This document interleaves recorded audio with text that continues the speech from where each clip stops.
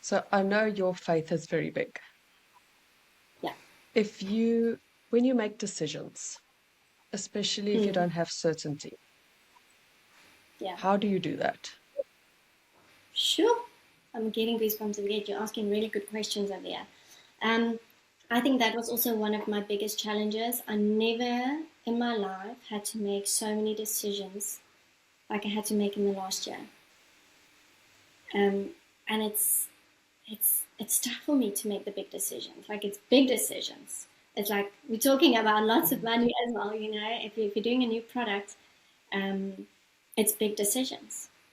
And I think there was a stage where I got decision fatigue because I was so Okay. scared to be quite vulnerable and honest. I was so scared to make the wrong decisions. Like I feared it. I'm like, Yes. what if it's not the right decision? What if I'm like, and it's simple things like, do I take this career? Do I take that career? This career is like so many thousand more. Like, it was these constant decisions about ingredients and formulas and how many magnesium and I got decision fatigue. And I started a habit in the beginning of the year. Okay, let's track back. I actually started a 30-day journal challenge end of last year. And they actually just ask 4 questions for 30 days every day. It's amazing when you ask the same question for a whole month every day and the different answers you get. And I journaled it out. I journaled it out and I wrote and I wrote. And after the 30 days, I looked back and I'm like, oh wow. Um, and now I have this habit of journaling Monday to Friday. I get up early and I journal every morning. Whether it's for me personally, whether it's something for the business. And and when I look back in this journal, I can see what I actually want to do and have to do. Um, it's just, I think that the important question that I ask myself is, am I making this decision out of fear or not? Yes. So, and decisions made in fear doesn't bear fruit, but decisions made in faith bears fruit. So if I just say, you know what, I love that. yeah, I'm not going to do it, and I'm so scared it's not going to work. It's not going. I know I have to do it, but I'm not going to do it because I'm scared it's not going to work. Or I'm scared I don't have the finances to fund it. To be quite honest, because having a supplement business, it's always cash flow. You have to order products in advance. Mm. And you know what? No, I can't do it. I don't have this. I don't have this. I don't have the skills. I don't whatever I have. And and making decisions out of faith and not out of fear was my biggest thing. So I had to reflect every single time. About, there was a stage, to be quite honest, where I wanted to stop the collagen, just continue with the kiddies stuff, and I knew it was a decision. If I did that, it was a decision being made out of fear and not out of faith. Um, but that's always a big thing. And there's a other dear friend of mine that always tells me, Minette, if you choose this way, it's going to be okay. If you choose that way, it's going to be okay because God is going to bring it into alignment for you. So stop fearing making the wrong decision because it's letterlik in Afrikaans, dit vreet jou. Dit vreet jou op as jy Yeah. heeltyd bang is jy gaan 'n verkeerde besluit maak. So I'm also surrendering and not. I tend to make decisions very quickly. I'm not one to sit on things. Like if I know I Me want to too. do something, I do it. Like I don't like. Let's say let's do this. Okay, let's go. Let's do it. And I had to take a step back and I had to take some time to think about it. And it's a skill I'm learning. I actually had this conversation with somebody yesterday because I'm like, no, this is what we're going to do. This is what it's going to happen. Like, just give me a day. Let me sit on it and I'll get back to you. Yes. Um, and I think that for me is so important. Like allowing myself, even though I'm excited and I want to run and I want to go because I don't like sitting on things, like I want to move. Saying it's okay to sometimes take some time with the decision and think about it. Because I'm a it's amazing actually. I'm a visionary, so I love vision and I love big vision and I go. And then my husband is the realistic one coming and saying, okay, I love your vision, but what is your action steps? Okay, give me your plan, and if I have a plan, we can go forward with it. But I tend to jump, and I have this thing where I say, Minette, met die Here in jou hart spring net. Soos go for it. We can't waste time. Go. And I think that for me, running a business now, being bigger, I can't just make decisions like that all the time. I have to think about what I'm actually saying and the complications and the steps to get there. And then if I still have peace, which is my ultimate thing, if I have peace, End goal. then I run with it. If I'm like, I don't know if I can do it. It's just like, if I'm constantly going back and forth, I don't know if it's the right thing, I don't have peace, then I stop and I wait and I think. But yeah, I think that now that I'm actually saying everything out loud, you know how amazing it is. I think that was actually my biggest challenge, making all those decisions. Still. So salt has definitely given you a lot of challenges, surprised you. And you mentioned earlier on that obviously there's that little bit of imposter syndrome creeping in every now and then. So how have you been struggling with identity and imposter syndrome when it comes to salt? I think what happened to me last year when I launched Salt, and me being so sick that I physically couldn't do things, that shaped my identity a lot. And that, if it wasn't for that really hard thing happening to me, I think Salt would have been way more challenging identity-wise with imposter syndrome. But because that really bad thing, which turned out to be so good and so fruitful, happened to me, I think where the imposter syndrome came in, just that voice became softer. Okay. Because I was challenged with a lot of identity questions. I mean, if this is what you do for a living, if you help people to be healthy, and you are the one for the first time in 8 years lying in hospital, and nobody has a freaking clue what's going on with you and how to get you better, that's an identity thing. Because who am I when I'm not healthy? How do I help women when I'm not healthy?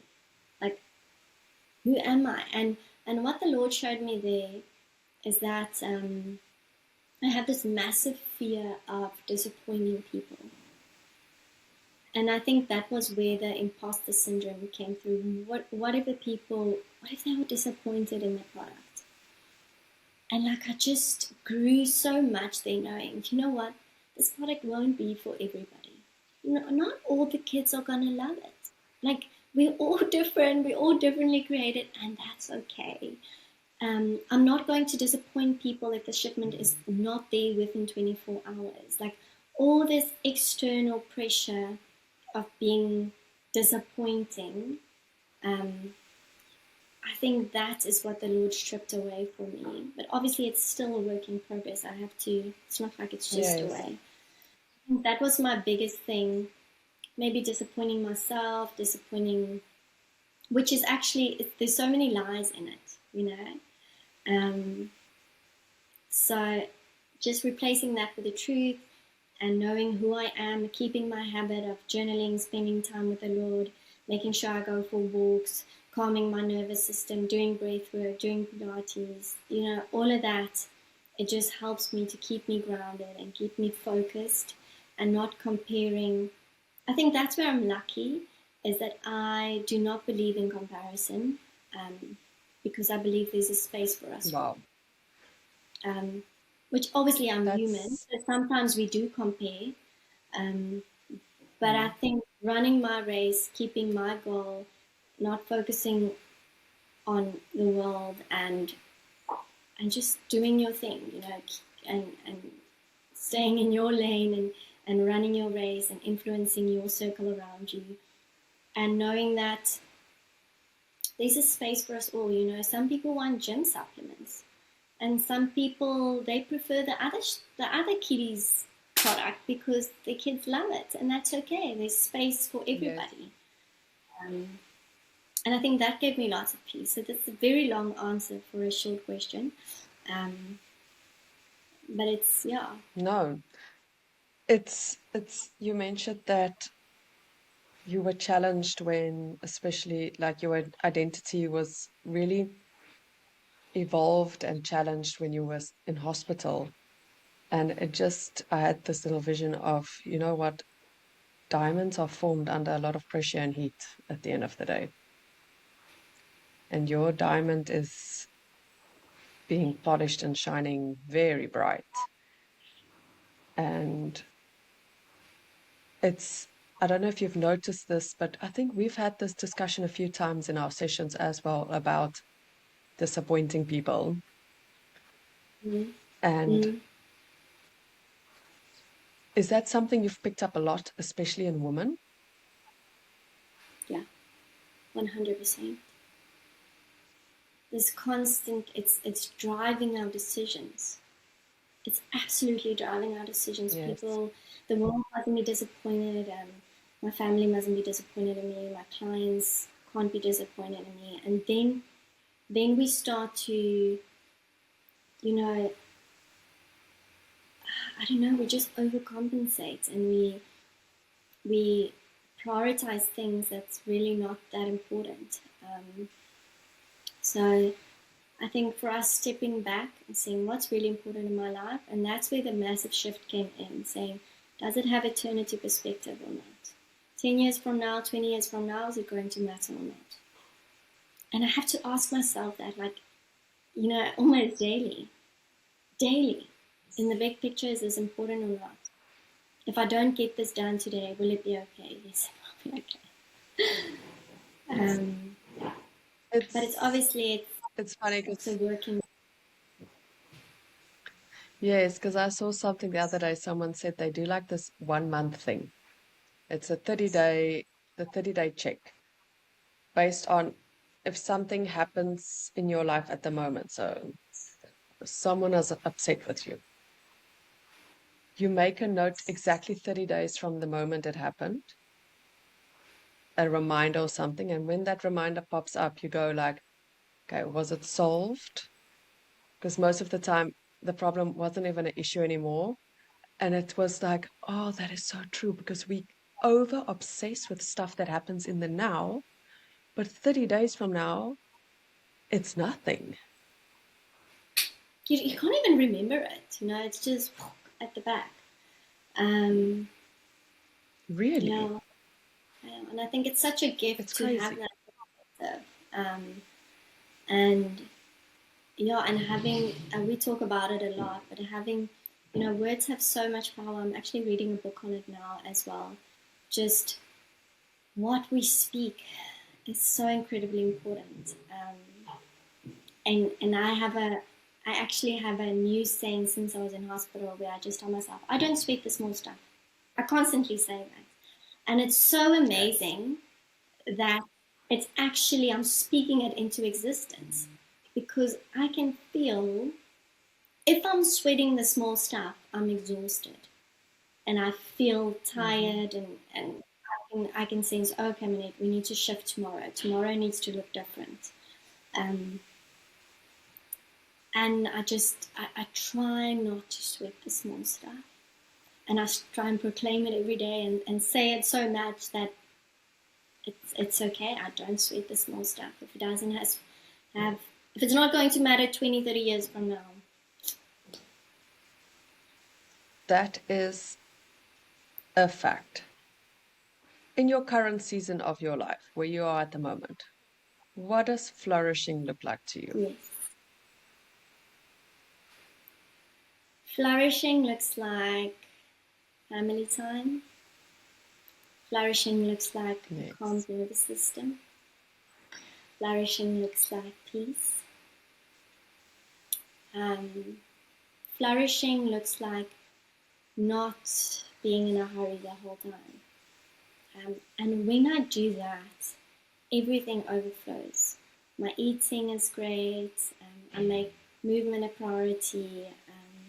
I make time for friendships. You know, the I'm a big lover of the basic, simple things in life, and we tend to Yes. overlook those things, for the big things. And so, flourishing for me is going through a day and just being so present with my kids, being present in my work, but not overcommitting. I think my big Sweating the thing, small stuff. yeah, and I told myself actually on Monday, where are we now? Tuesday. No, I told myself Friday actually, stop multitasking because it's stealing your peace. Um, and I think that's part of flourishing for me.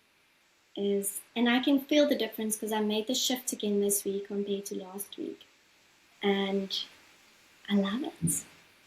I love that I'm not here with my kid, but I'm like constantly knowing I have to do this and I have to do this and I have to do this. Like I Mm, finish my stuff, I focus, and I have to, yeah. It's just single-minded focusness. Um, that's that's what ultimate flourishing looks like for me. Laughter in the house and peace. It's stuff that money can't buy. Hey?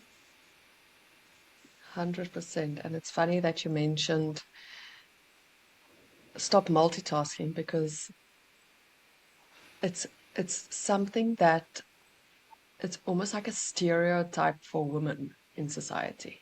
Like, oh, females, women are the pro multitaskers of the world. And I think it's slowly catching up to us, trying to It's keep all the literally, balls up in the air. I know, and it's there's seasons for everything. So I think as women, there's a certain amount of balls we need to keep in the air. Um, but you decide which balls you are going to keep in the air and which ones are okay to drop, And it's good to have the capacity to keep some balls in the air, but how do we have the capacity?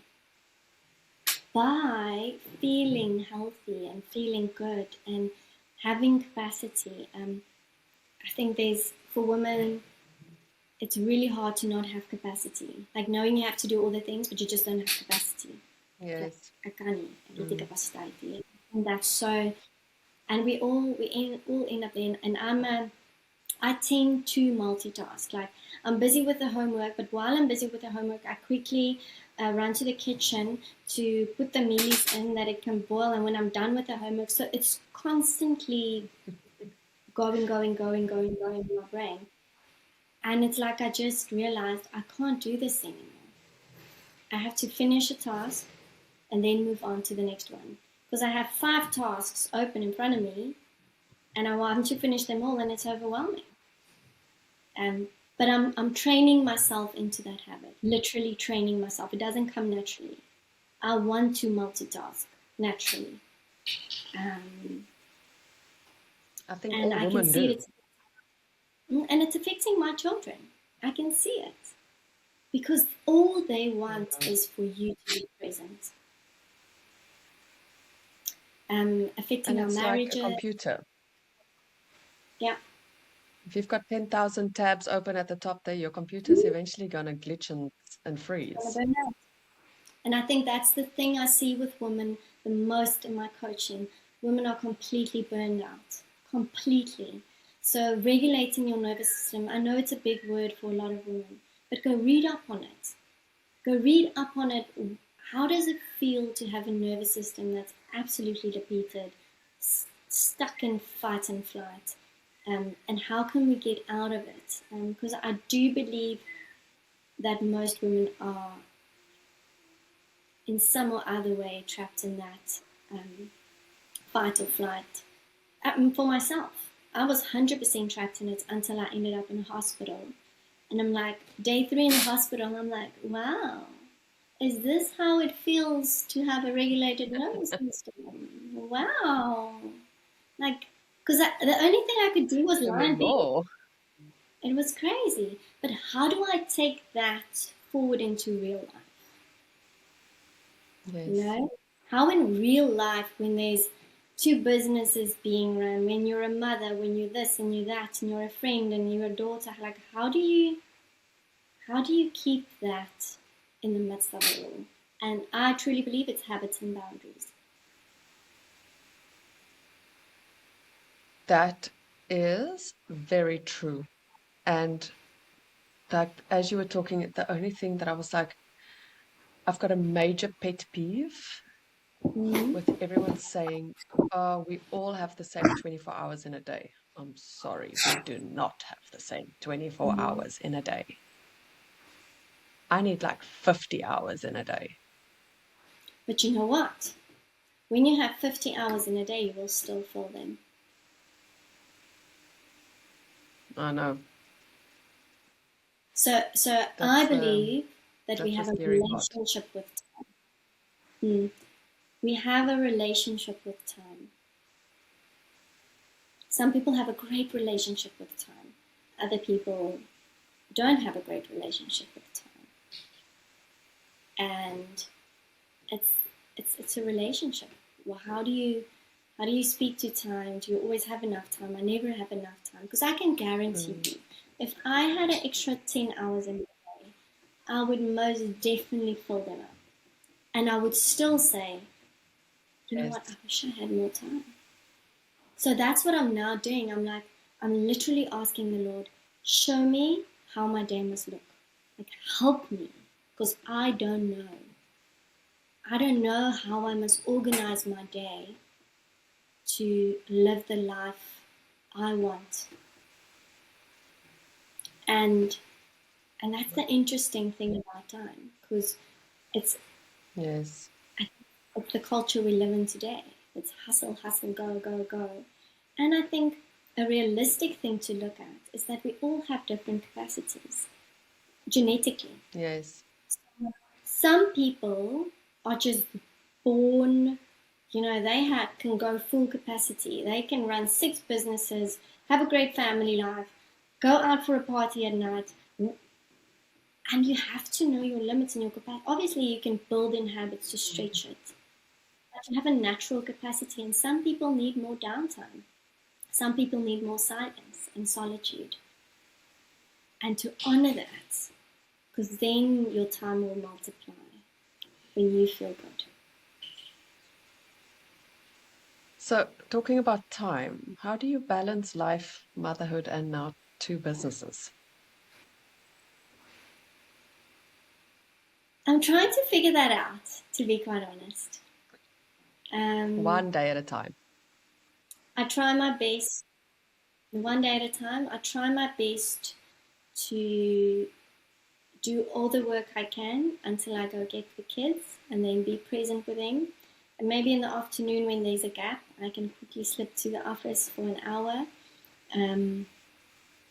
But clear boundaries for me, way better than it used to be. I used to open my laptop just before dinner time to quickly check, and I sometimes I do it, but I don't want to do it anymore.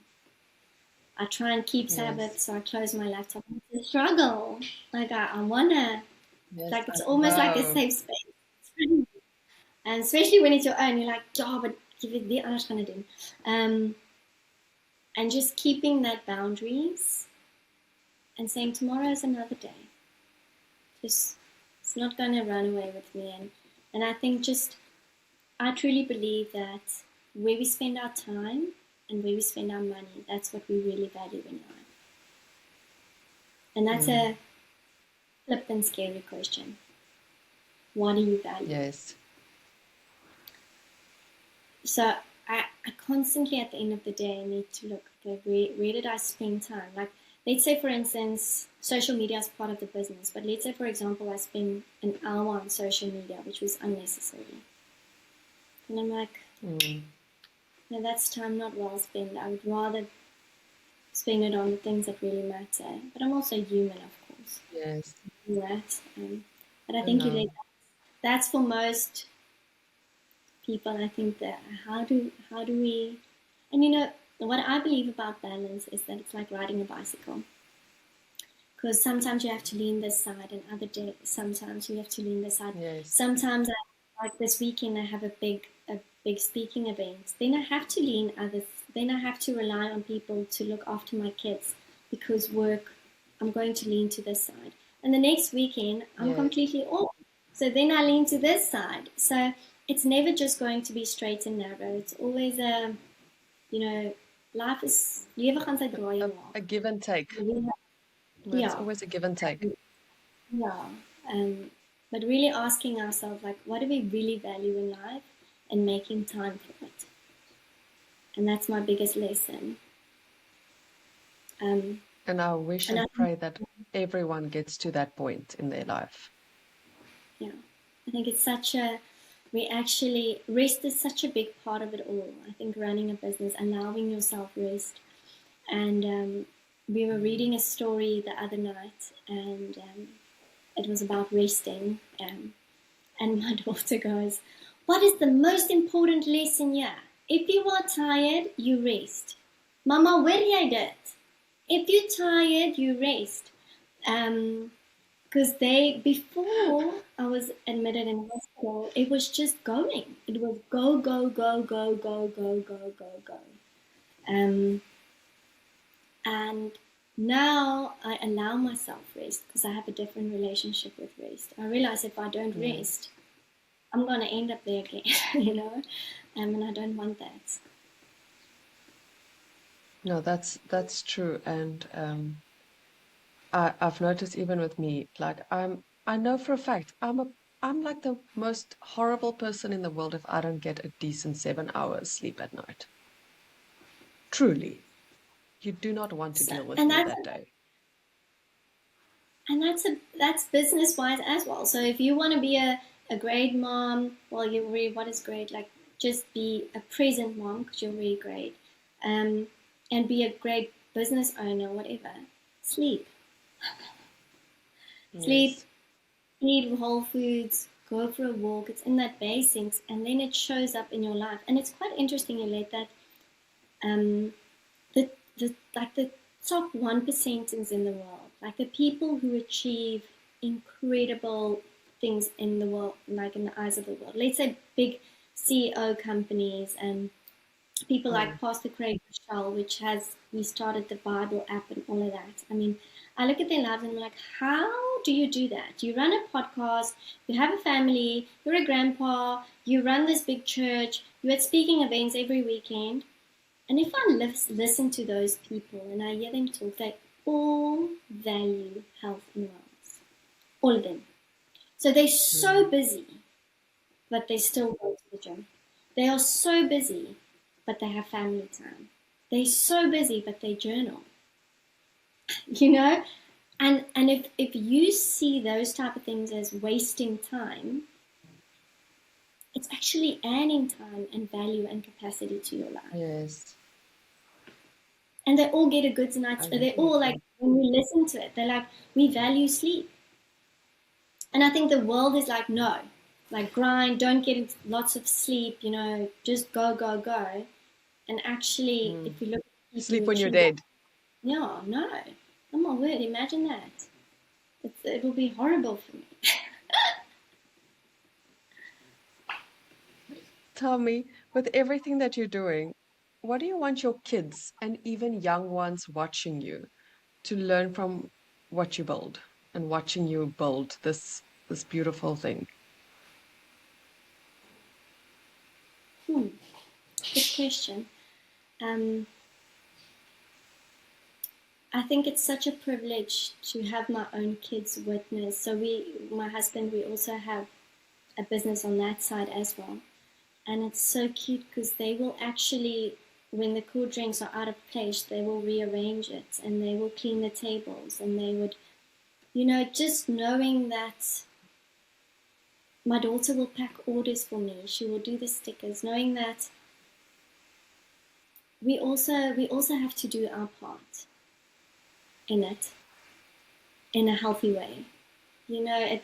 It can everything doesn't just fall on your lap.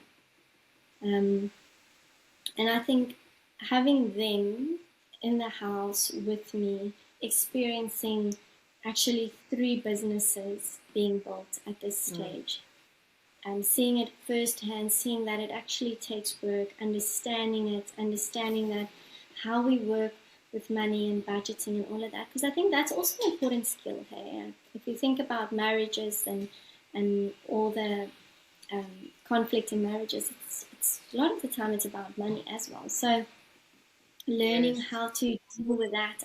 She started her own little business last year, and I taught her how to do an invoice, how to do a payment receipt, and she did all of that. And I think it's such a blessing to have those things. And then for children outside, it's just, you know what, go for what the dream in your heart.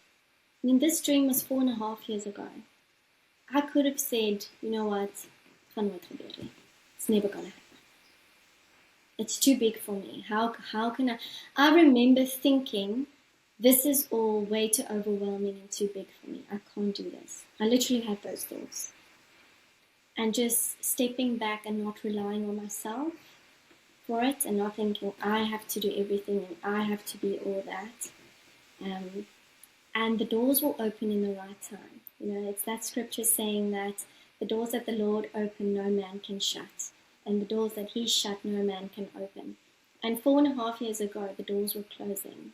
And it's not that it's not the dream. There's still a dream. The timing is not right. And you know what's amazing is that the Lord knows the soil.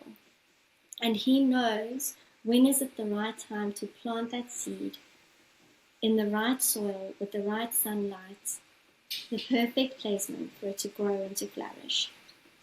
And if that seed was falsely planted 4.5 years ago, I don't know if we would have had these amazing products. Keep holding on to the dream, but why? Just wait for the right timing when the doors are opening and you know it's time to go. But if there's something in your heart that you love and you're passionate about, go for it. Look, just go for it. Like that saying I have, like, Minette Visser in your heart spring net. She's like, just go for it. Make decisions in faith and not out of fear. What if we could have said, what if it doesn't happen? Like, what if I make this product and it's a failure? Okay, but what if you make a product and it's amazing?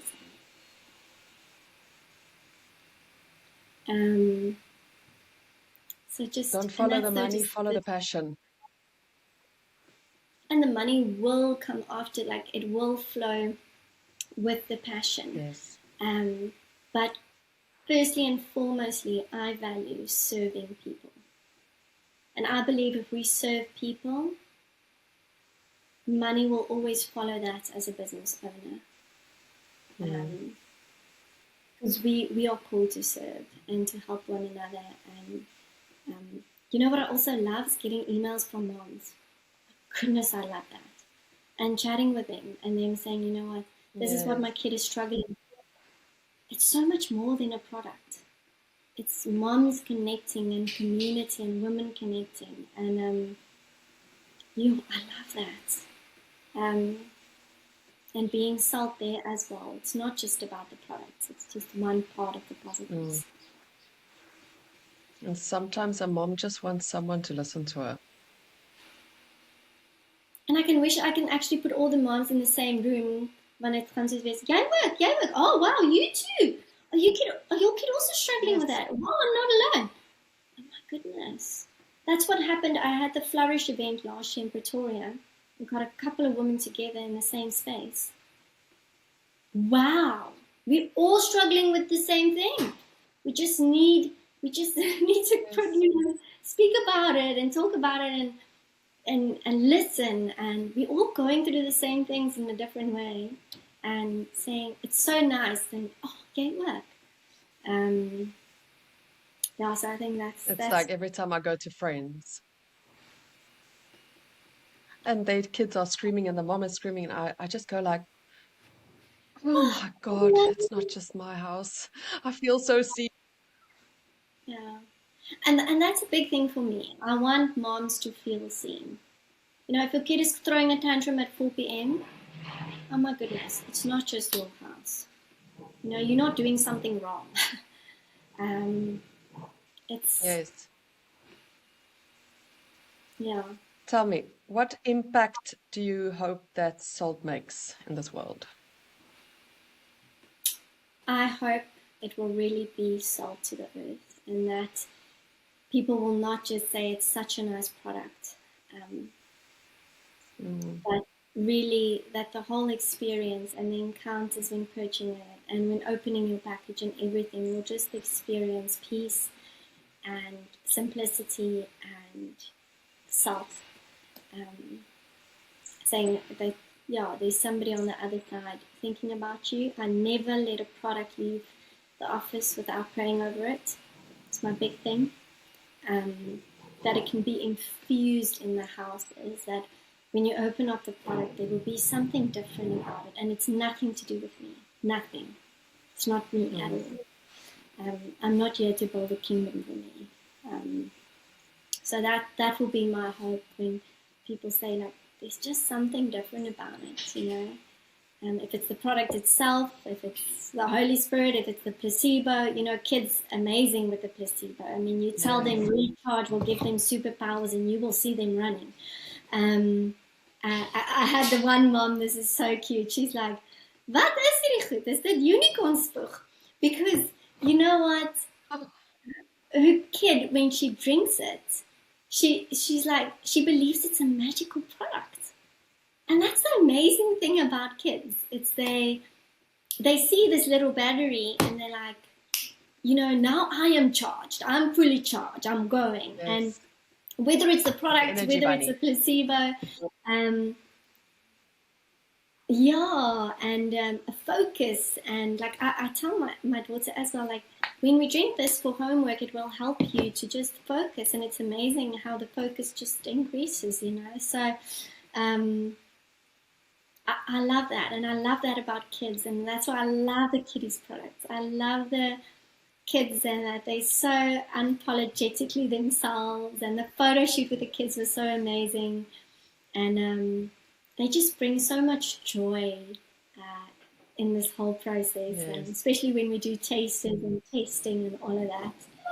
So I hope it will not just be about the products, that people will experience something different with it as well. I leave a little hint in the packaging always, something in my heart or something that is special and close to me. Oh. So I love that, and that's my hope, that every encounter will be a little sprinkle of salt, and that mothers and women can be encouraged and feel seen. It's like magic salt just sprinkling. What's one belief you had to let go of to step into this new chapter? That every decision, that everything that's going to happen in the future will be reliant on me and decisions I make. And I had to let go of that. Like, I am not, that everything does not revolve around me making all the decisions. And I had to let go of that. Like, it's okay to make mistakes. I actually have made a mistake in salt things, which cost me lots of money. And that's okay, because in that, I've learned so much. And I think I had to let go of perfection and that pressure. I think it's pressure of being so scared of making the wrong decision. So that's the one thing I have to let go of, that it's not about me, and don't make it about yourself. And you're not that important that if you make the wrong decision, it's like, I'm not in charge of the future, So I think that was such I could just breathe. I'm like, nothing about this is like, it's all about the bigger picture. And as jy 'n verkeerde besluit maak, if you make the wrong decision, it's okay, because I will turn it out for good. And it's okay. It's okay to make mistakes. It's good to make mistakes. It's hard to make mistakes. It's so hard to make We mistakes. learn from mistakes. We What? learn from mistakes. Only way, you know, we learn. And I think, yeah, I think in the beginning it's putting lots of pressure on yourself doing it perfectly. Um, and knowing it can't Yes. be perfect. And not everybody's going to like it. And it's not everybody's cup of tea. And that's also okay. Tell me, what is your morning routine? Okay, morning routine is get up at 5:20, give myself a glass of water, green tea, sit with my journal and my Bible, and then until about 6:15, and then the kids are up. So then it's lunch boxes, school things, all of that, drop off all of that, and then I tried last week. There was a new habit I wanted to do is to walk before I work. Just go for a quick walk, 15 minutes. And I realized, no, it's actually making me more anxious to do that because I want to sit and get some stuff done. Yes. And then after 2 hours, I quickly get up and I do a 15-minute walk. But these days, morning routine is just my journaling time, my Bible study time is my non-negotiable. I just realized that I used to do my Pilates and training in the morning, but I have to do that. I have to have a peaceful environment in the house. It can't be rushed, so I need enough time. I always, most mornings, drink a smoothie, super packed. I had an adaptogen smoothie this morning, so just full of goodness. Added an extra date this morning because I just needed some more oomph. And just having peace in the home. I love music. I love playing music in the mornings. And I think that's the big thing. I just want peace in the home in the morning. I can't have this overstimulated, late I can't have that in the morning. And I shifted that this year, and that's life changing. Life changing. So I moved my exercise to 5-6 p.m., which is quite interesting. And I only do home workouts now. I don't go to the gym anymore because the work is just a lot. But I do prioritize the movement at the end of the day.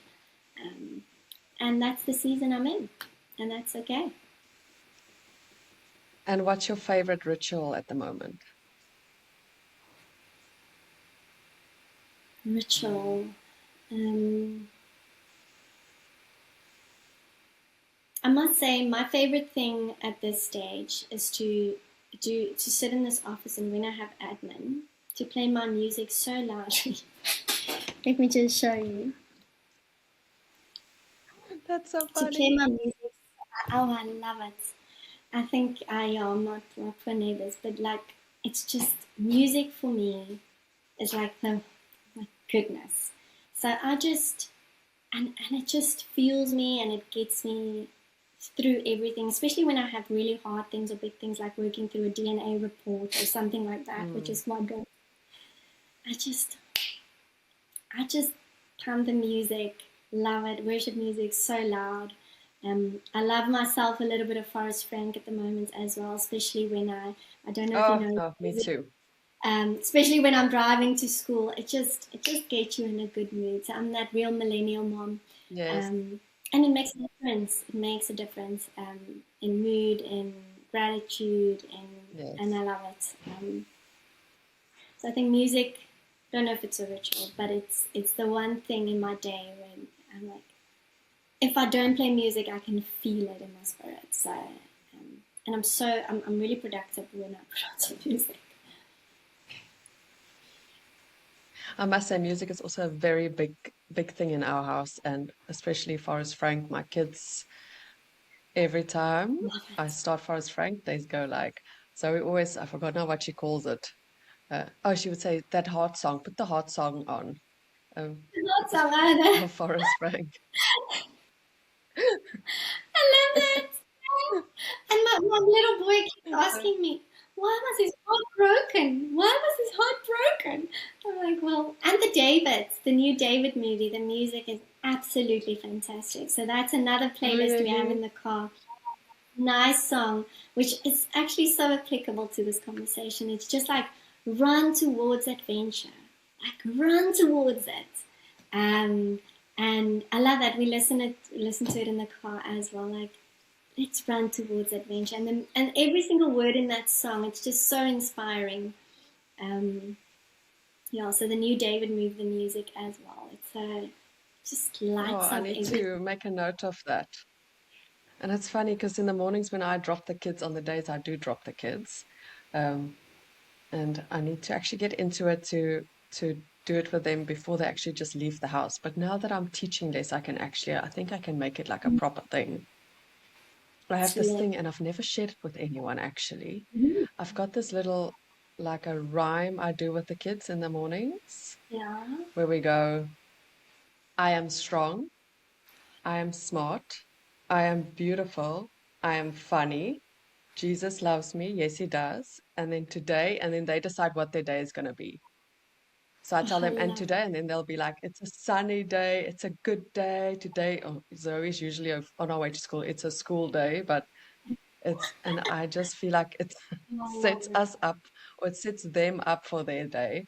And it just gives them a little oomph of confidence. I love that. I think, especially with our children, like the things we tell them and teach them becomes their inner voice, and it's so incredibly important. And it can be different for certain kids. Like at this stage as well, my boy, like for him, I keep it simple. Soos vir wie moet jy jou liggie skyn? And then he shouts Jesus. Whereas my daughter, which is Cute. older, she Yes. she's a little perfectionist. I do Psalm 23 with her, so she literally goes, "The Lord is my shepherd. If I have Him, I have all that I need." Um, and because for her, like she wants to do everything so perfectly. I wonder where she gets it from. And I can see that, and we can change. I can help her to just know, Yeah, like you have a helper, you have a shepherd. So, and I love that because that becomes the inner voice, and they can say, "I am it does. capable. I am strong. I am beautiful." And I think, especially in today's world, the kids really need that. I know. No, that's very true. But Manette, thank you so much I for love that. joining and for sharing your You. beautiful product with all of us. It was lovely It's having you such a on here again, and it's always such a pleasure talking to you. And I just wish and pray the biggest success upon and over Salt and you and your beautiful family. thank you so much, and thank you for all you are doing with this. It's amazing, yeah, to have this platform to share for women to share as well. So thank you for it. Yes, thank you for recognizing that, and well, you are very welcome.